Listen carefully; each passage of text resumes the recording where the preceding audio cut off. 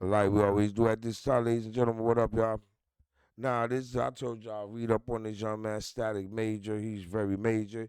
He started out messing around with Devontae Swing, then went over there with Missy Elliott after writing several hits for several different people.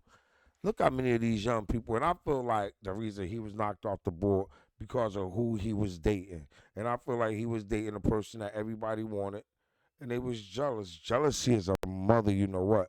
But rest in peace to Static Okay, Jeremy, Major. thank you. Louisville Condolences to the R&B family. star Stephen Garrett was laid to rest today. Known in the music industry as Static, Garrett died Monday from complications from a medical procedure. Not many people knew exactly what happened to Static Major before he died, but now we know. Static was one of the best things to happen to R&B, but his journey to fame came with its own struggles. Check this out, though. Get back, man. I know y'all been waiting. I'm sorry. We've been trying to get that paper. We waiting. You know, we got some man. They said R&B was dead. And if that wasn't already hard enough, he had to fight just to be recognized for his work. But the credit still didn't come. It was like, I'm about to take over. This is it. I'm about to take over the industry. I'm going to run this. His album was going to be called Supper Time. Then, right when things were finally starting to change for him, everything took a different turn. So, what really went down? Let's dive in. Stephen Garrett, better known as Static Major, was born on November 11th, 1974, in Louisville, Kentucky. He grew up around music. His dad was a musician, his mom was the church choir director, and his older sister played piano.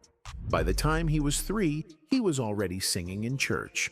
That's when he knew he wanted to be an entertainer. He even sang on a local TV station at that same age.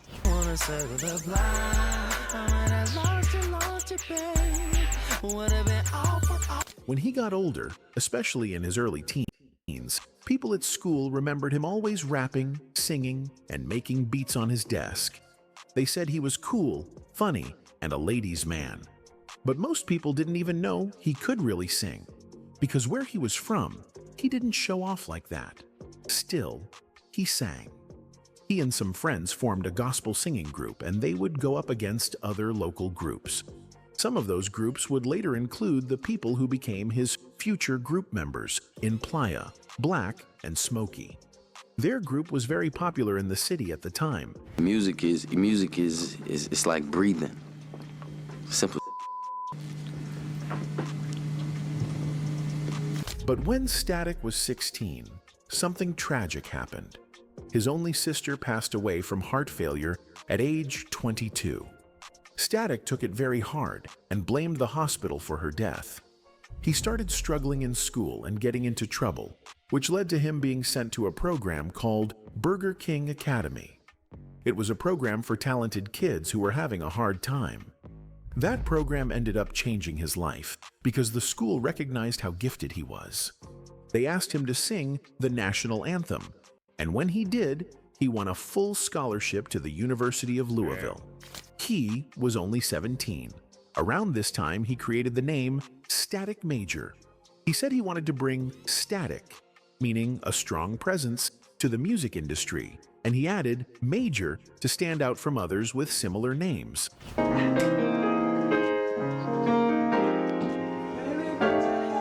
After high school, around 1991, Smoke and Black had a group called A Touch of Class. They met Devontae Swing from Jodeci at a concert in Kentucky. They sang for him, and he liked them. He told them he would sign them after his Jodeci tour. The group continued performing, but they ended up losing a member. Smoke then ran into Static at the University of Louisville and asked him to join A Touch of Class. Devontae kept his promise. He started his production company, Swing Mob Records. He contacted Smoke and wanted to place him in 2 groups he was working with at the time, H-Town and Intro. But Smoke told him he was already in a group and wanted Devontae to hear their new member, Static. When Devontae heard Static, he loved his voice and style, so he signed the group to Swing Mob and Da Bassment Crew. I'm over here and you over there. Devante moved all of them to Rochester, New York to work on music. He also signed others who were just starting out, like Missy Elliott, Timbaland and Magoo, Genuine, Stevie J, and more. When Static, Smoke, and Black arrived, Devante changed their group name from A Touch of Class to Playa. Everyone in DeBassment lived and worked together like family. Devante didn't let them listen to the radio. Now we gonna pause right here. Look at some of the people in this picture. Look at some of the people in this picture. Now I remind you, he wrote the hit. He wrote the hit for Genuine, My Pony, allegedly. He wrote the hit for Genuine, My Pony. Then he ended up dating Aaliyah. All right, and then he ended up trying to do his own thing. Okay. Make it make sense now. So they had to create their own sound. When it first started out, they all lived in the same house. This is what was told to me. Like I said, I met him after the Player album, so. I smell jealousy here. And they all just. Now y'all remember this song "Cheers to You" by Player? This is the guy they talk about. This is one of his groups. Devante later said that Static was the most talented person he signed because Static could both sing and rap. That's why Static was featured on songs like True OG with Dalvin and on Gin and Juice, which was on the Dangerous Minds soundtrack that went triple platinum. On the Gin and Juice remix, Static rapped alongside Timbaland and Magoo, and he held his own. By 1996, most people had left Devante's Swing Mob label because he was too busy to really work with them. Static and his group, then called Little Playas, recorded an album, but it was never released. A lot of artists had finished music that never came out. On top of that, artists like Missy Elliott and Timbaland felt Devante was using their ideas without giving them proper credit. His behavior pushed everybody to leave. Static and his group stayed a little longer. They kept helping Devante by writing and producing for other artists. But when Genuine left, he and Timbaland got a deal elsewhere. Genuine reached out to Static to help him come up with something. Without hesitation, Static dug right in, and everything was set. R.I.P. Now think of this. Genuine invited him over.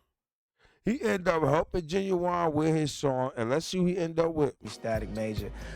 He was doing his thing with the pen. I said, yo, man, you gotta help me write this, man, please.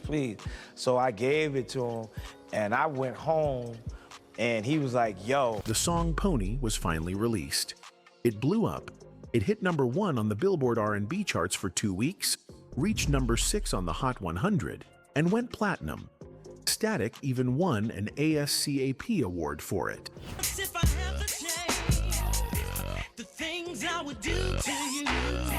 Later, Static and Genuine fell out because...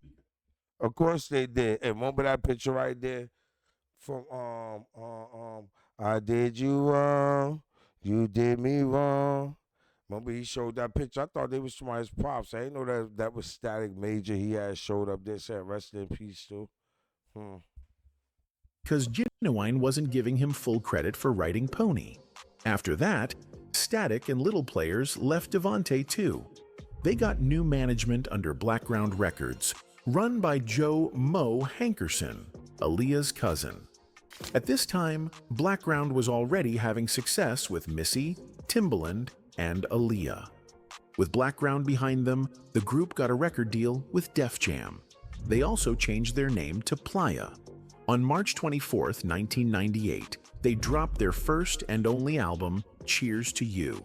Their first single, Don't Stop the Music, did okay, but the second single, Cheers to You, became a big hit. It reached #3 on the Billboard R&B/hip hop chart and became the most requested video on BET. Maybe someone will look to your mind. Girl, I'ma make it better.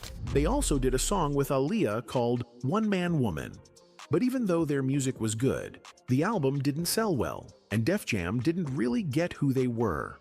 The label wanted them to look and sound like traditional R&B artists. Suits, polished style, outside writers. Playa didn't want that. Def Jam shelved their next album. Wow. And I wonder why. So the group turned Hold on, look. They shelved this next album as soon as he started messing with Aaliyah. Okay. to songwriting and production. That was something Static wanted anyway. He didn't really want to be a star in the spotlight. He knew the real money was in writing and producing, which he learned from Devante. Plus, he could make beats too. Set us down and really taught us how to write songs. You know what I'm saying? We would, like, Static had this formula where he would take the beat, so if the beat was like boom, cat, Static would be like, and he'll hum. After the Def Jam situation, Static helped on Timbaland and Magoo's Welcome to Our World album, which went platinum. He also worked a lot with Aaliyah, who was huge at that time. Blackground needed a song for the movie Dr. Dolittle. Missy was supposed to write it but was too busy, and the song had to be done the next day. They called Static. He wrote, Are You That Somebody? And he and Aaliyah finished it in about 3 hours.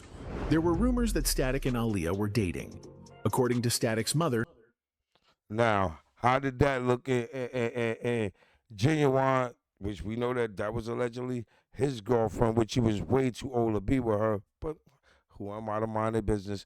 But how you think he felt, the guy he bring him over, come and take his girl, the nigga who wrote his hit songs? Now writing her they hit really were a songs. couple. She said Aaliyah was crazy about him. Static even brought her to his mother's wedding, which was a big deal because Aaliyah's parents didn't let her go many places. Their relationship was kept quiet from Aaliyah's uncle, Barry Hankerson, but both of their families knew. Funny thing is, Aaliyah didn't like Are You That Somebody at first, until she heard the finished track. The song became huge. It went to #1 on the charts and earned her a Grammy nomination. The Dr. Dolittle soundtrack went double platinum. Static also wrote Same Old G for Genuine, and later So Anxious, which became a massive hit and helped Genuine's album go double platinum.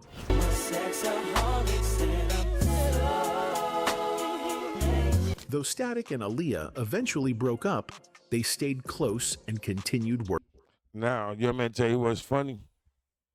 When Aaliyah did Rock the Boat and all this shit, they wanted to knock both of them off. They wanted him too. They was inviting him so bad to come to that thing. They wanted him to get on a plane with her. And how that would have turned out. But working since it didn't, together. After that, Static met his future wife, Avanti. They got married and had 2 kids. Around this time, Static's name was everywhere in the music industry. He became one of the top songs. And I feel like she was a industry plant. They put her with him because they couldn't get him, and he owned all the rights to his music. Not to mention, like I said, since he didn't get on the plane with Aaliyah, they had to find another way to get rid of him. Songwriters. He wrote for Nas, You Owe Me. He wrote You Owe Me for Nas and Genuine, worked with Nicole Ray, and wrote Say My Name for Destiny's Child. He also did background vocals on Jay-Z's Change the Game.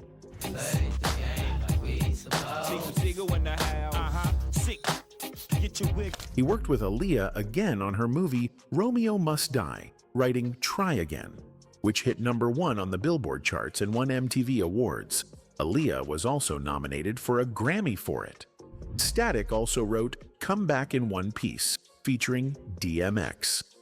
The next year, Static and his group, Playa, helped Aaliyah work on her final self-titled album. They spent about 2 months working with her overseas in Australia. A lot of the songs Static wrote for Aaliyah's final album were actually done back in 1998. He wrote We Need a Resolution, More Than a Woman, which hit #1 in the UK, Rock the Boat, and several others. Static wrote most of that album.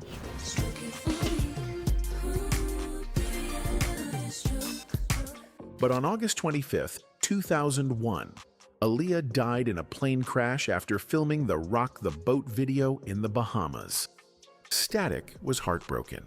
He was supposed to be at that video shoot too, but this time he didn't go. When he And that's why they was so mad. They like, nigga, you supposed to have went. Static. We needed you on the plane with Aaliyah. But since he didn't. first heard she had died, he thought it was a joke. He didn't believe it until he called her family and they confirmed it. After that, he didn't even want to hear his own songs on the radio. It hurt too much. Even though he was grieving, Static kept working. He wrote Addictive for Truth Hurts, which went #1 in the UK. He was featured on David Banner's Crank It Up. He wrote Can I Take You Home for Jamie Foxx. He helped P. Diddy with Tell Me featuring Christina Aguilera. He wrote for Pretty Ricky, including On the Hotline and My Body. He also worked with Pleasure P, Brandy, JoJo, Sunshine Anderson, and many others.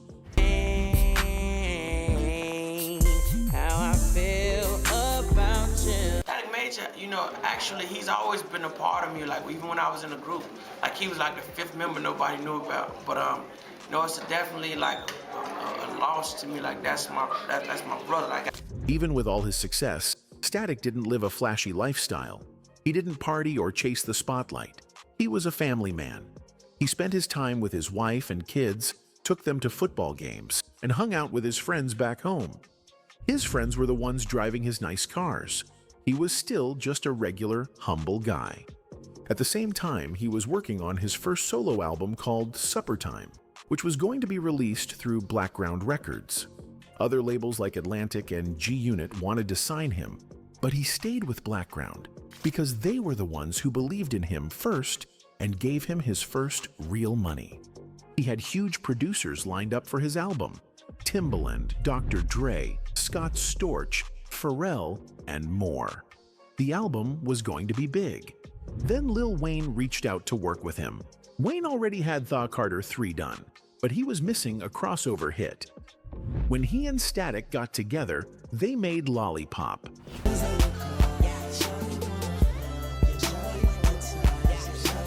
The truth is, Lollipop was really Static's song first.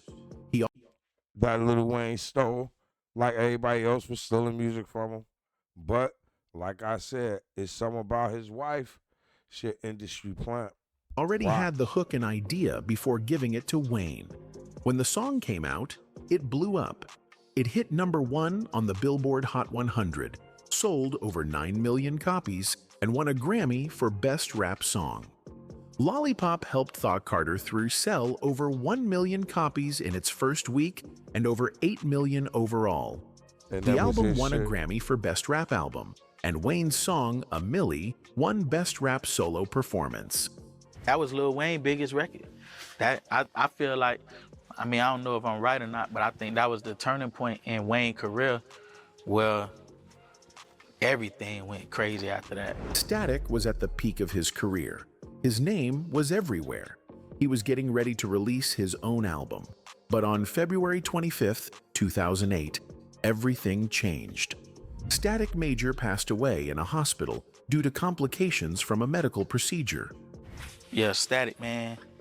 Ain't It was complications, but it wasn't. It ain't like the doctor ain't make a mistake. And come on, listen to what the doctor did. make it out the hospital, dog. Yeah. Like it was. Sometimes It wasn't. when they don't make it out, complications, you know it what I'm was a saying? fucking mistake. During the filming of the Lollipop music video in Las Vegas, Static had been sick with a bad cold. After the shoot, he flew to Atlanta to work with Lil Eazy-E, even though he didn't feel well. He told Lil Eazy-E he felt Lil Easy, the one probably brought that package out there to him, like, yo, this is the same thing they shot my dad with. Get him. Huh.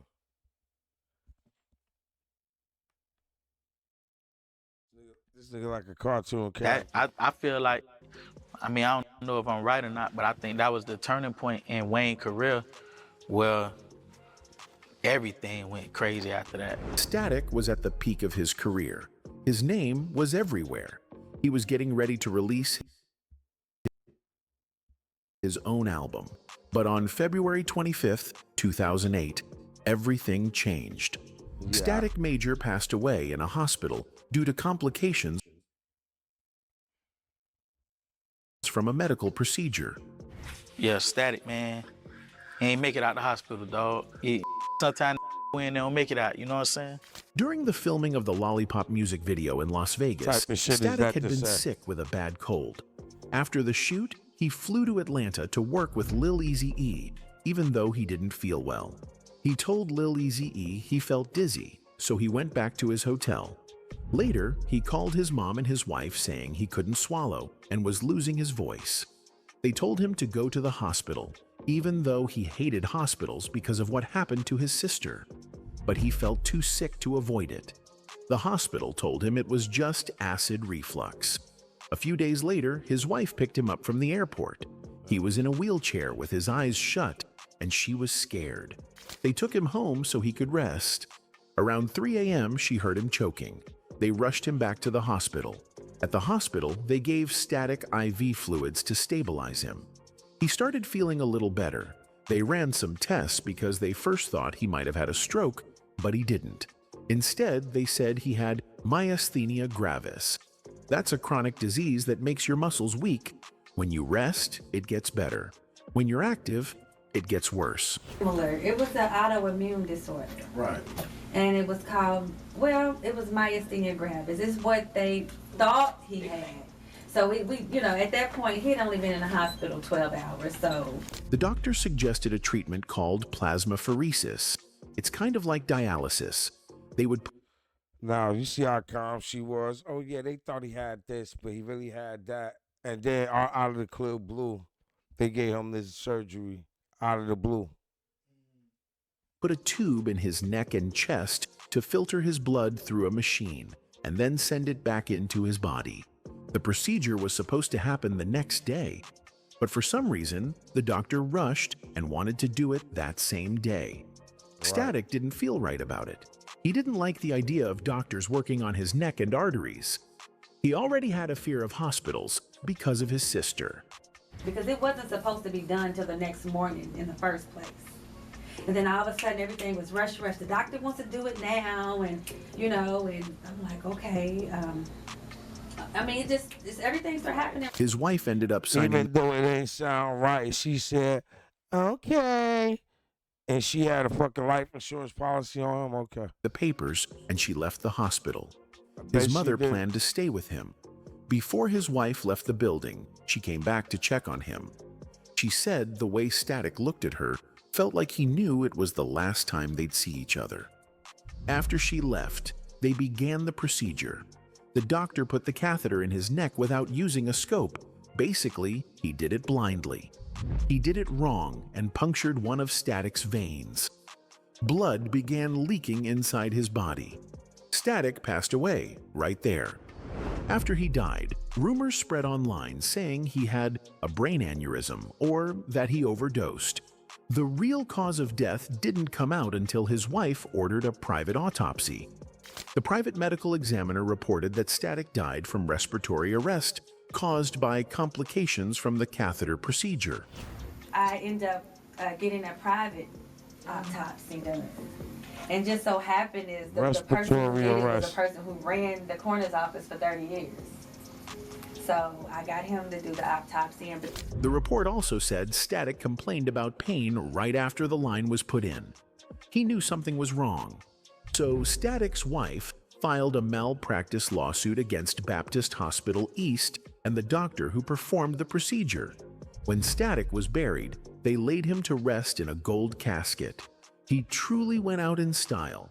What's sad is that Static's mother said in an interview that she watched both of her children die in the hospital. First his sister, then him. And Static always feared dying in a hospital. His worst fear came true. Static's wife now owns all of his music. She started a company called She owns all his music. The same one who gave him the OK Corral do that emergency surgery, and they know that they should have waited and even got a second opinion. But who am I? Major Styles And don't Entertainment. forget, he probably was still mourning over Aaliyah, so she probably was hating that, knowing that he was messing with Aaliyah probably the same time he was messing with her. to manage his catalog. She continues to protect his legacy. They say he has hundreds of unreleased songs. She also started a foundation called To Save a Life, and every November she holds a fundraiser for his birthday. She has also talked about making a documentary about him.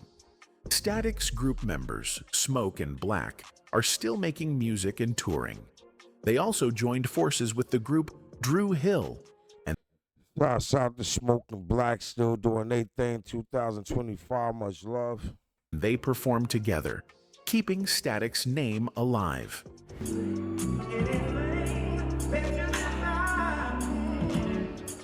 In 2016, Bryson Tiller another song that he wrote received the Static Major Award at the Kentucky Urban Entertainment Awards, created in Static's honor because he was the biggest R&B/hip-hop star to come out of Louisville. In his hometown, he was honored with a Hometown Hero banner in downtown Louisville to recognize his impact on music and culture. Even though Static wrote major hits for Aaliyah, Ginuwini, Brandy, Destiny's Child, and many others, he stayed behind the scenes. Because of that, many people didn't know his name. Some music critics call him a forgotten genius, someone who shaped the sound of late 90s and early 2000s. And what do we call him? Another victim of the music game. Man, I wrote all his music. And for some strange reason, this mysterious lady comes, swoops up out of nowhere, become his wife just before his life ends, mysteriously. Shouts out to Static Major. Y'all hear all the hits he made. My heart goes out to him. Not his wife. My condolences don't go to her. But damn, rest easy, Static Major, man. It's your boy Costa Don. Thank you to my moderators. Thank you to my subscribers. Thank you to everybody rocking my channel. I appreciate you. Much love. And we out.